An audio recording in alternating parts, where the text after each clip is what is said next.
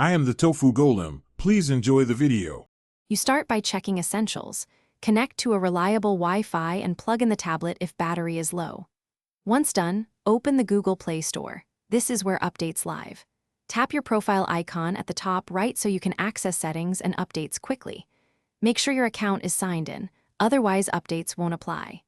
This step gets you to the right screen fast, so you can see available updates and manage automatic settings without delay or confusion. Now go to Manage Apps and Device and open Updates Available. This shows apps queued for update and why they need it.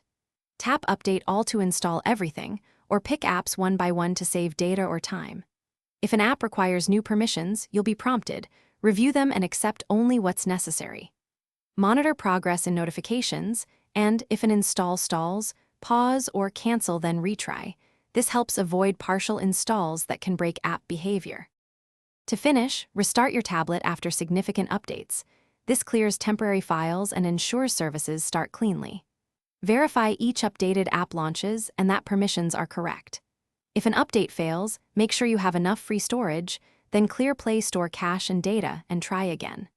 If problems persist, boot into safe mode to rule out third-party interference, or uninstall and reinstall the troubled app. One key tip: check storage and cache.